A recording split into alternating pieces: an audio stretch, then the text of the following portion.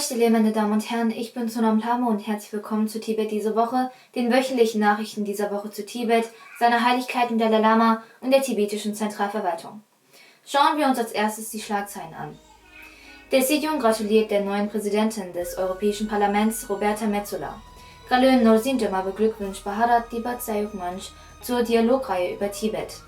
Neues Mitglied des 17. tibetischen Exilparlaments legt Amtseid ab. Tibet-Büro in London nimmt an parteiübergreifenden Gruppentreffen zu Tibet teil. Repräsentant Ngurdup Thongchung besucht den Vorsitzenden des All-Party Indian Parliamentary Forum for Tibet, Sri Sujit Kumar. Tibet-Büro in Washington D.C. hält Treffen von 6 tibetischen Vereinigungen in Kanada ab. Tibeter auf der ganzen Welt protestieren am Vorabend der Olympischen Winterspiele in Peking.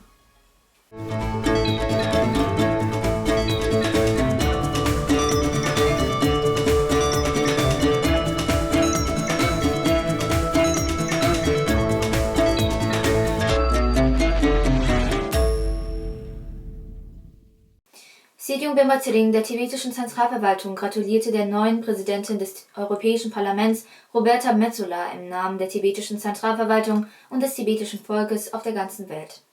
Der Sejong drückte seine Hoffnung auf eine weitere Unterstützung des EU-Parlaments für eine rasche Lösung des chinesisch-tibetischen Konflikts unter der Führung von Metsola aus und erinnerte an die langjährige Zusammenarbeit des EU-Parlaments mit seiner Heiligkeit dem Dalai Lama und dem tibetischen Volk. Die Galön der Abteilung für Information und internationale Beziehungen der zentralen tibetischen Verwaltung Nursinjama beglückwünschte die in Indien ansässige Tibet-Unterstützungsgruppe Bharat Debasayokmanch zum Start ihrer Online-Dialogreihe über Tibet. Die wöchentliche Dialogreihe wurde am Samstag letzter Woche gestartet. Galön Nursinjama würdigte die Initiative der Tibet-Unterstützungsgruppe, die die Realität der chinesischen Besatzung und Unterdrückung in Tibet zum richtigen Zeitpunkt aufzeigt. Sie dankte auch den Mitgliedern von Bharat Debasayokmanch dafür, dass sie die Tibet-Frage in Indien seit ihrer Gründung im Jahre 1999 mit verschiedenen Aktivitäten von Protestmärschen bis hin zu Veranstaltungen und Kampagnen aktiv zur Sprache gebracht und gestärkt haben.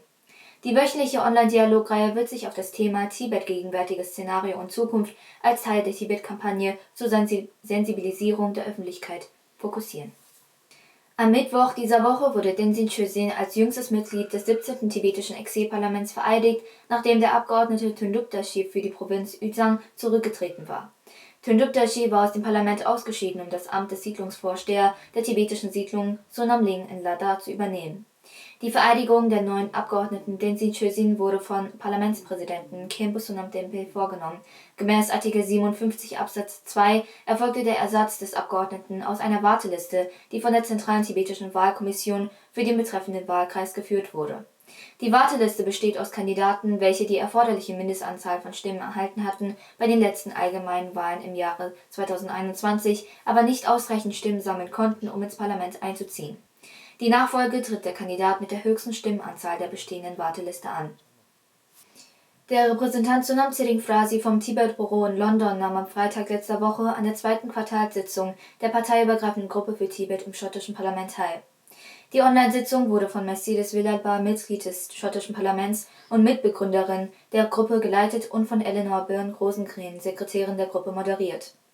Der Abgeordnete Sonam Tsering Frasi informierte die Gruppe über das jüngste Treffen der tibetischen Gemeinschaften in Europa, das im vergangenen Monat in Paris stattfand, um gemeinsame Aktionen im Zusammenhang mit dem Boykott der Olympischen Winterspiele in Peking zu erörtern und sich für wichtige Themen in Tibet einzusetzen.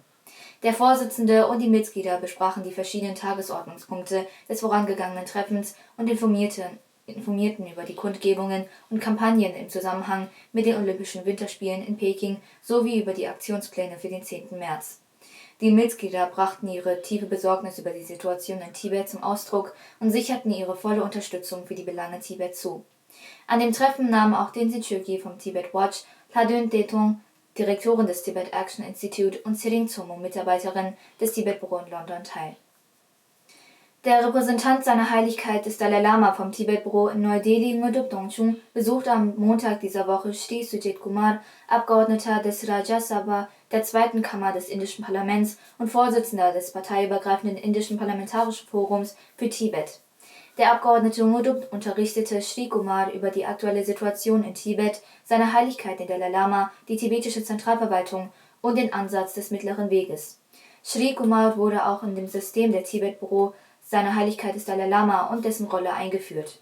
Shri Kumar sicherte seine volle Unterstützung für die Tibet-Frage zu und erklärte, dass er sein Bestes tun werde, um das All-Party Indian Parliamentary Forum for Tibet (APIPFT) noch aktiver für die tibetische Sache zu engagieren. Das Tibet-Büro in Washington D.C. hielt am Samstag letzter Woche ein virtuelles Treffen der 6 tibetischen Vereinigungen in Kanada ab. Der Repräsentant Namgyel Chutup informierte die Teilnehmer über die gemeinsamen Bemühungen zur Stärkung und Ausweitung der Lobbyarbeit für Tibet, beginnend mit der aktiven Beteiligung der jüngeren Generation durch die kürzlich gestartete Initiative der CTA, des Voluntary Tibet Advocacy Group (VTAG-Programm). Die 6 tibetischen Vereinigungen aus Toronto, Ontario, Quebec, Montreal, Ottawa, Calgary, Alberta, British Columbia, Vancouver und Victoria Island, Vancouver präsentierten einen kurzen Bericht über ihr Tibet-Engagement in ihren jeweiligen Wahlkreisen. An dem Treffen nahmen auch der Vorsitzende des Kanada-Tibet-Komitees Sampe Lalungpa und der Geschäftsführer Sherab Dalchi sowie die Mitarbeiter Tenzin Chökyi und Phuntsho Wangmo aus dem Büro des kanadischen Abgeordneten Arif Virani und des Tibet-Büro in Washington D.C. teil.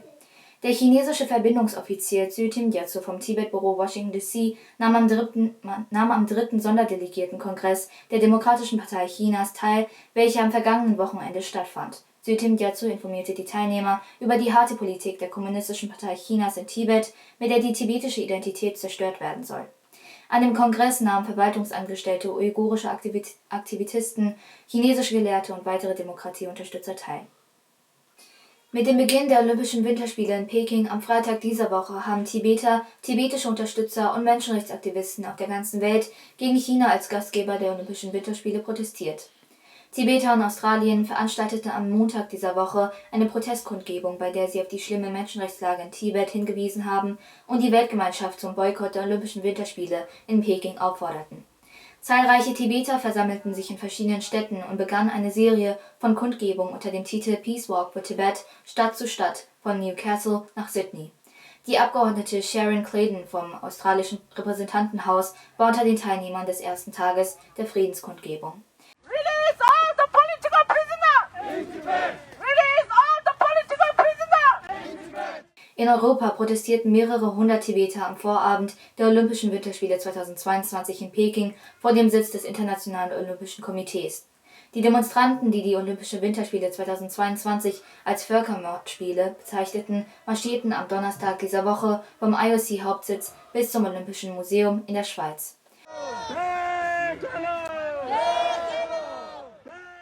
In Mexiko haben sich Mitglieder der Tibet-Unterstützungsgruppe Tibet MX vor der chinesischen Botschaft in Mexiko-Stadt versammelt, um gegen die eklatanten Menschenrechtsverletzungen an Tibet, Uiguren und Hongkongern zu protestieren. 5 tibetische Nichtregierungsorganisationen traten in McLeod-Ganj, Dharamsala aus Protest gegen den Beginn der Olympischen Winterspiele in Peking in einen eintägigen Hungerstreik. Ich danke Ihnen für Ihre Aufmerksamkeit. Auf Wiedersehen und bis nächste Woche.